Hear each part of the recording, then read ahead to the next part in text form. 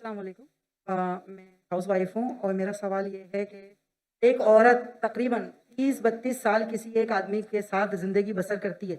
उसके साथ वो छोटे से छोटी चीज़ को महसूस करती है, घर बनाती है, सब करती है और उसके बाद अगर वो शौहर छोड़कर किसी और औरत की तरफ इन्वॉल्व होता है, तो क्या ये कानून नहीं बनना चाहिए कि उसको बंद गली में छोड़ने के बजाय, उसके बच्चों को ज़हनी मरीज़ बनाने के बजाय, उसको 20 साल की छत दी जाए? क्योंकि ये ज़रूरी नहीं है कि हर औरत दूसरी मर्द की तरफ जाना चाहे और वो अपने बच्चों के साथ रहना चाहती है, जबकि मर्द उससे बच्चे भी छीनना चाहता है, उसे बदनाम भी करना चाहता है और कोर्ट कचहरी के धक्के भी खिलवाना चाहता है। जबकि मैं खुद देखती हूँ कि कोर्ट कचहरी में ऐसी खवातीन का ढेर लगा हुआ है जिन्हें इंसाफ नहीं मिलता, जो अपने माँ बाप के जी घर शुक्रिया जी, थैंक यू।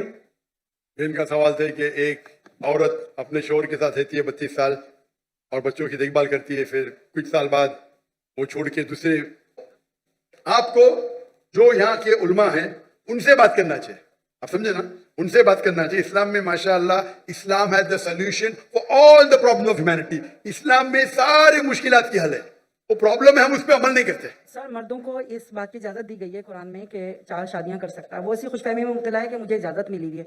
वो औरत के साथ हर तरह का मजालिम ढाने को तैयार है, उसका हक मारने को तैयार है और उसके हक के लिए ना यहाँ कानून कुछ करता है, ना कोई लॉ बनाता है। बस औरत जूतियां रगड़ती है कोर्ट कचहरी में, या फिर वो अपने माँ बाप के घर में जाके उनको जहनी मरीज बनाती है। या बस इस तरह का मामला है कि मैं चाहती हूँ कि अगर गवर्नर हाउस में गवर्नर साहब और आप मिलके कोई एक ऐसा कानून बना दे जिसमें मर्द कभी औरत की फिर हक तलफी ना कर सके, क्योंकि कुरान को तो लोगों ने पसे पुश्त रख दिया है। कोई नहीं सुनना चाहता औरत की फरियाद को कि औरत कहाँ जाके खड़ी हो जाती है जो अपने छोटे या जवान बच्चों को लेकर के। तो ये मैं आपसे गुजारिश करती ये हूँ, कोई बोलना कानून बनाए। कोई नहीं सुनना चाहता है, मेरे हिसाब से जरा जास्ती है। गवर्नर साहब सुनते, मैं भी सुन रहा हूँ, मैं सुन रहा हूँ ना, कर कुछ नहीं सकता हूँ, अलग बात है। तो ये बोलना कोई भी नहीं सुन सकता हो, ये कोई भी, अक्सर लोग नहीं सुनते, बोलो मैं मानूंगा, कोई भी नहीं बोलना जरा, ठीक है कि नहीं? तो अगर मर्द जास्ती कर रहा है, आप भी मत कीजिए, आप समझे ना। तो इसके लिए लेकिन आपको उन लोगों को अप्रोच करना चाहिए, माशाल्लाह गवर्नर साहब है और बाकी उलमा हैं, अप्रोच करके आपको इसका हल निकालना चाहिए।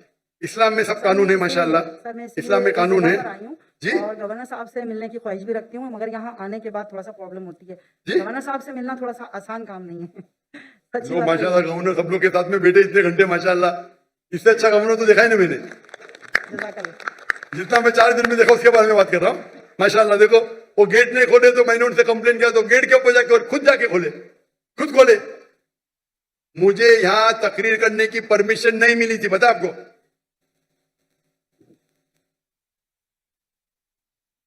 पाकिस्तान में मुझे तकरीर करने की परमिशन नहीं दे रहे थे।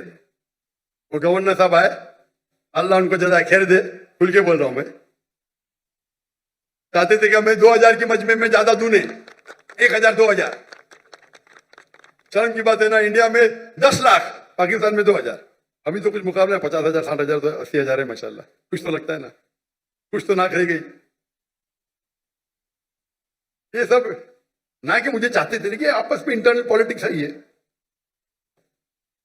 तो आपको सही इंसान के पास जाके इल्तिजा करना चाहिए और इंशाल्लाह आपके जो मर्द हजरात भी है जो है, इंशाल्लाह वो भी आपकी मदद करेंगे और उम्मीद करते हैं कि इंशाल्लाह जो भी मुश्किलात इस पाकिस्तान में है अल्लाह उसे हल करे। उम्मीद है कि इंशाल्लाह कि पाकिस्तान के भाइयों और बहनों कुरान पे अमल करे, समझ के पढ़े भी, और इंशाल्लाह उम्मीद है कि इंशाल्लाह पाकिस्तान और पूरी दुनिया में शरीयत इंशाल्लाह हाफिज हो। अस्सलाम वालेकुम जाकिर सर, मेरा नाम नवीद इकबाल है और मैं फ्रंट एंड वेब डेवलपर हूँ, वेबसाइट डिज़ाइंस करता हूँ। सर मेरा सवाल आपसे है कि अपने तक़वे और तवक्कल को मजबूत करने के लिए क्या करना चाहिए? मैं तकरीबन 16 साल से क्वाड्रिप्लेजिक हूँ।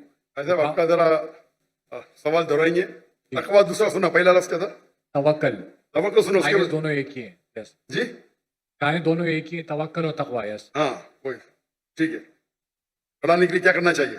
जी, मजबूत करने के लिए जी। तो आपने देखा कि जो सवाल था वो बहुत ही क्लियर कट था कि क्या इस्लाम के अंदर ऐसा कानून है, तो फिर वो इम्प्लीमेंट क्यों नहीं है? क्योंकि डॉक्टर रघुनाथ साहब अभी पाकिस्तान में रिसेंटली आए हैं और पाकिस्तान में सवाल जवाब का सिलसिला का जारी है, और उसी इस्लाम में एक औरत ने सवाल किया कि एक औरत को जब तलाक दे दी जाती है तो उसके साथ पर छत भी नहीं होती है, उसको शोहर भी होता है, पहला साहब का शोहर घर से भी निकाल देता है, उसके बच्चे भी छीन देता है, उसके बाद वो औरत बेचारी कहाँ जाए?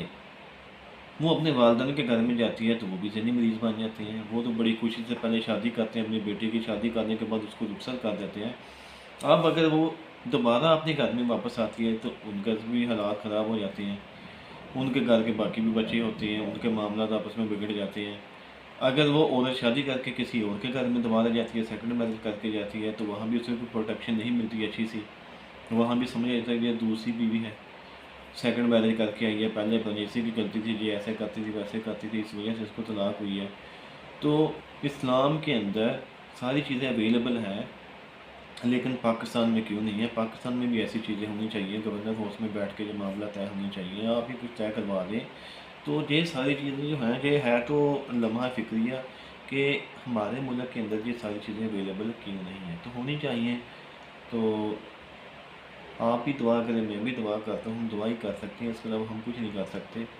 کہ اللہ تعالیٰ ان بڑے لوگوں کے ذہنوں میں کوئی ایسی چیزیں ڈال دے کہ ان کو بھی دوسروں کی ماں بہن بیٹیوں کا خیال آئے، ان کی عزتوں کا خیال آئے، اور یہ ان کی حفاظت کے لیے کوئی ایسے لا بنا دے، ایسے قوانین بنا دے کہ جس کے اوپر ہم چل سکیں، اور یہ سارا معاشرہ ہمارا سدھر جائے اور کسی اچھی سائڈ کو نکل جائے. امید کرتا ہوں آپ کو آج کی ہماری یہ ویڈیو پسند آئی ہوگی. اپنی رائے کا اظہار کمنٹ سیکشن میں لازمی دیجیے گا. اللہ حافظ.